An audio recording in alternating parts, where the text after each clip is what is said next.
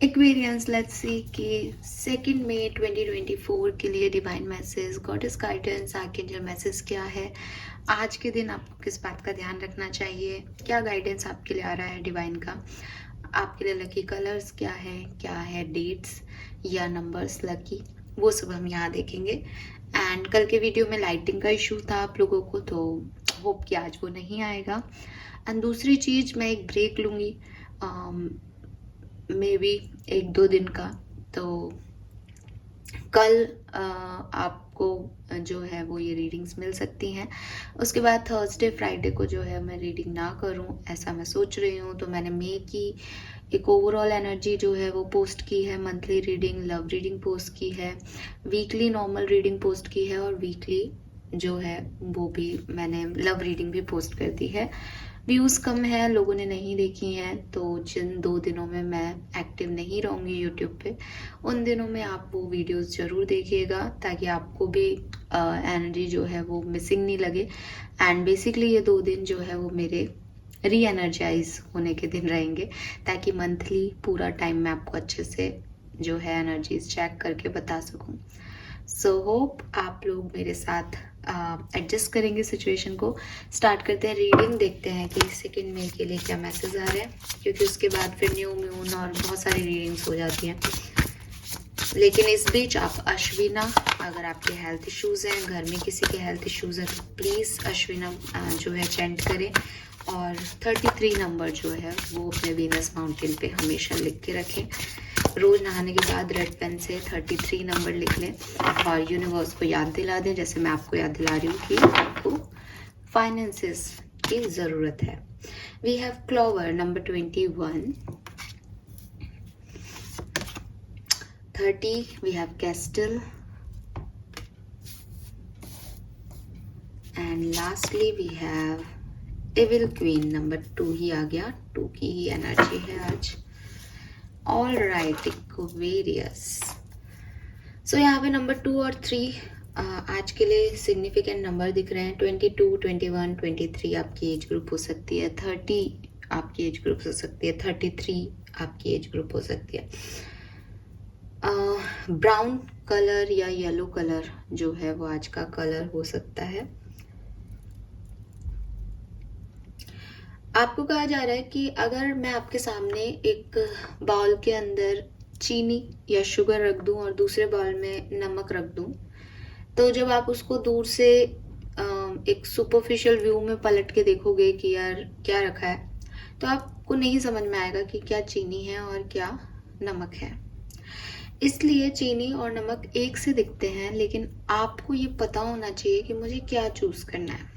ठीक है, तो आप वो कैसे चूज़ करोगे? आपको कैसे पता चलेगा कि जिन लोगों की तरफ आप जा रहे हो वो एक्चुअली में चीनी है, वो आपकी ज़िंदगी में मिठास घोलेंगे, या वो सॉल्टी हैं और आपको एट द एंड आपके घाव पे नमक छिड़क के चले जाएंगे।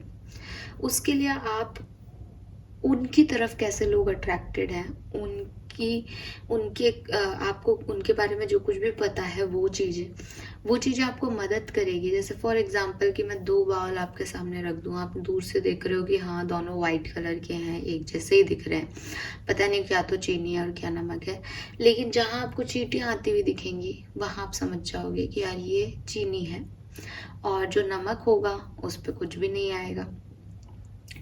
तो किस तरह के लोगों के साथ जो है लोग समय बिता रहे हैं, किस तरह की उनकी मानसिकता है, वो किस तरह की सोच रखते हैं, वो किस तरह से बोल रहे हैं, वो उनके बारे में आपको सब कुछ बता देगा।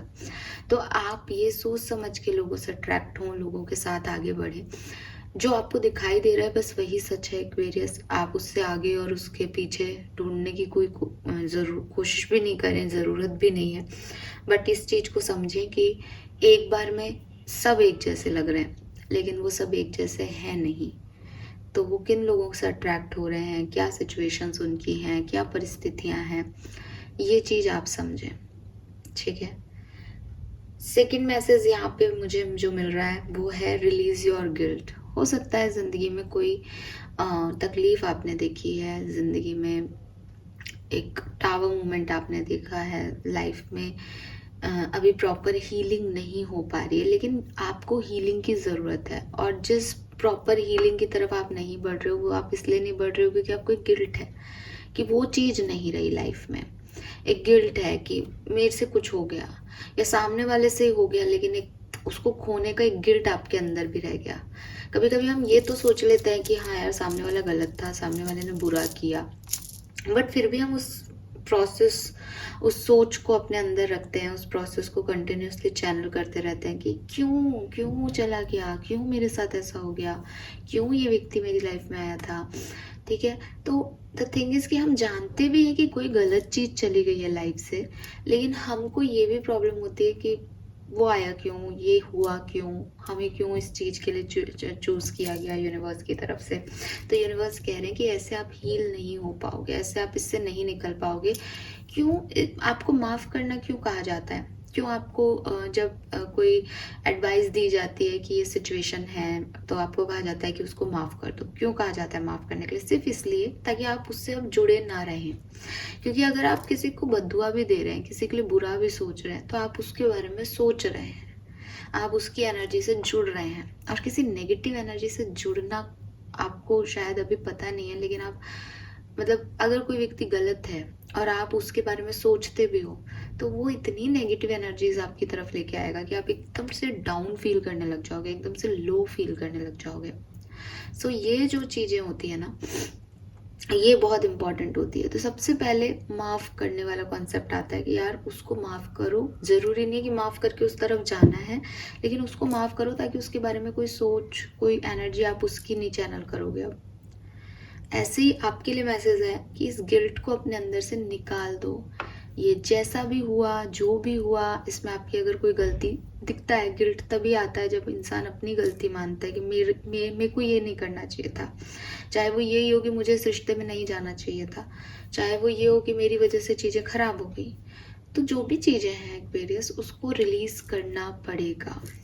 ठीक है, क्योंकि नो वन इज़ परफेक्ट। कोई भी यहाँ पे दुनिया में, इतने लोग मुझे सुन रहे हैं including me, no one is perfect. हर व्यक्ति को आप खुश नहीं कर सकते, हर जगह हर सिचुएशन पे आप सही नहीं हो सकते।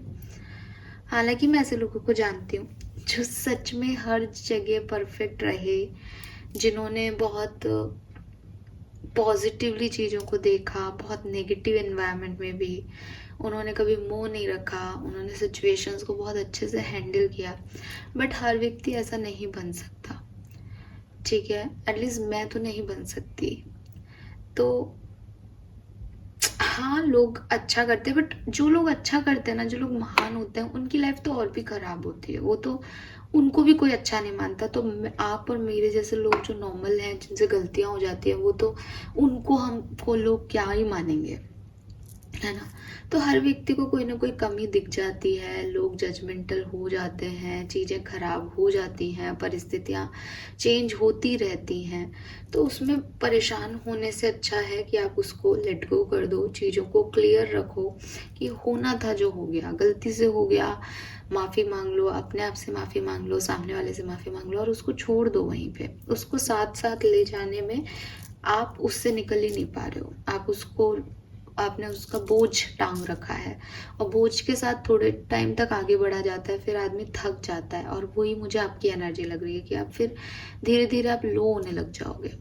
सो मैं तो एक ब्रेक लेने वाली हूँ इस वीक में, आप भी ले लो, और उसमें मेडिटेशन करके ये जो भी गिल्ट है आपका, इसको रिलीज करो लाइफ से। ठीक है, शेयर करो। एक और मैसेज आ रहा है कि आप बहुत अकेले में ही घुट रहे हो, अकेले में ही मन में बहुत सारी चीज़ें चल रही है। हो सके कोई सही पर्सन आपकी तरफ हो तो उसे शेयर करो। लेकिन यहाँ पे फिर इविल क्वीन भी आ रहा है, तो ध्यान रखना, सही पर्सन से शेयर करना। आपकी लाइफ में हर व्यक्ति अभी सेम कैटेगरी में है और आपको समझ में शायद ना आए कि कौन अच्छा है कौन बुरा। तो किससे शेयर कर रहे हो अपनी बात, उसका बहुत ध्यान रखने की ज़रूरत है। नेक्स्ट जो मैसेज है वो यही है कि किसी से, अब मुझे ये, आपको ये ऐसा लग भी गया कि हाँ जी, ये मेरे लिए जो है अच्छे लोग हैं, ये मेरे लिए बुरे लोग हैं, ये जो है ये नमक है, ये चीनी है, मुझे चीनी को चूज़ करना है, मुझे नमक की साइड नहीं जाना। तो बस ये आपके मन में होना चाहिए कि मुझे इनको चूज़ करना है, आपको उनसे जाकर के लड़ना नहीं है, ठीक है? आपको उनसे एक दूरी बनानी है, तो ये एक मेंटल दूरी होनी चाहिए कि मुझे इनकी बातों का कंसर्न नहीं दिखाना, मुझे कम से कम बात करनी है। आप उनकी तरफ जाके लड़ रहे हो तो भी आप उनकी एनर्जी ले रहे हो, ठीक है? बेसिकली यहाँ पे फॉरगिवनेस का कार्ड नहीं आया, लेकिन आज मेरी पूरी जो चैनल मैसेजेस हो रहे हैं बार बार मुझे कुछ फॉरगिवनेस का मैसेज दे रहे हैं। तो हो सकता है एक्वेरियस कि आपको माफ़ करने की ज़रूरत है यहाँ पे किसी को, चाहे आप अपने आप को माफ़ करें चाहे किसी और को, बट यहाँ माफ़ी मांगना ज़रूरी है, ठीक है? और जैसे आपके बड़े आपको माफ़ कर देते हैं, आपके माँ बाप आपको माफ़ करते आए हैं, ठीक है? वैसे ही आप भी माफ़ कर दो। अगर आपने महाभारत देखी हो तो महाभारत में एक बहुत ही सुंदर जो है वो सीन है कान्हा जी का और द्रौपदी का। जब द्रौपदी का चीरहरण वाला चीज होता है और वो आकर के अपने रूम में रोती है बहुत ज़्यादा, तो कान्हा जी उनसे मिलने आते हैं, तो उनको रोक देते हैं कि ज़रूरत नहीं अब आने की। उनको गुस्सा आ रहा होता है, ऑब्वियसली उनके साथ इतना सब कुछ हो गया होगा। उसके बाद कान्हा जी आते हैं परमिशन लेके, उनको समझाने की कोशिश करते हैं, बट वो नहीं समझ रही होती हैं। और फिर एकदम से उनको बहुत तेज रोना आता है। तब कान्हा जी उनको यही कहते हैं कि तुमको अगर नॉर्मल होना है तो तुमको इस चीज़ को भूलना पड़ेगा और तुमको माफ़ करना पड़ेगा। तो द्रौपदी बिल्कुल ऐसे ही रिएक्ट करती है कि क्या बात कर रहे हो आप, इतनी बड़ी बात कर दी उन्होंने और मैं माफ़ कर दूँ? तो उन्होंने कहा कि भाई तुम्हें माफ़ करना पड़ेगा क्योंकि उनका जस्टिस तो उनको मिलेगा महाभारत युद्ध में। कान्हा जी को तो सब पता था ये होने वाला है, लेकिन अगर तुमने माफ़ नहीं किया तो तुम वो सजा पाओगी तब तक जब तक महाभारत का युद्ध नहीं होता जिसकी तुम हकदार नहीं हो। तुमने तो ऑलरेडी बहुत कुछ बुरा सह लिया। वो सीन बहुत बढ़िया है उन लोगों के लिए जो लोगों को ये जज करते हैं कि आपके साथ कुछ बुरा हो गया, इट मीन्स कि आपने किसी का बुरा किया था। आजकल ये नया कॉन्सेप्ट चल रहा है कि अगर आपके साथ कुछ लाइफ में प्रॉब्लम हो रही है तो इट मीन्स कि ये आपका कर्मा है और आपको उसका भुगतना पड़ रहा है। हर व्यक्ति यही बोल रहा है मेरे कर्मों का फल है, मेरे कर्मों का फल है। तो ये जो सीन है ना, ये आप देखना खुद भी टाइम निकाल के, ये लिटरली आपका वो कॉन्सेप्ट चेंज कर देगा। क्योंकि द्रौपदी बोलती है कि भाई मैंने क्या पाप किया था जो मेरे साथ ये सब हुआ। तो कई बार सिर्फ पाप का जो है हट जाना या कर्म नहीं मिल रहा आपको, ऐसा करके कुछ कहानियां रची जा रही हैं ऐसे, ठीक है ना? सो वो चीज़, वो कॉन्सेप्ट भी समझना बहुत इम्पॉर्टेंट है। खैर मैं यहाँ आपको वो महाभारत का ज्ञान नहीं दे रही।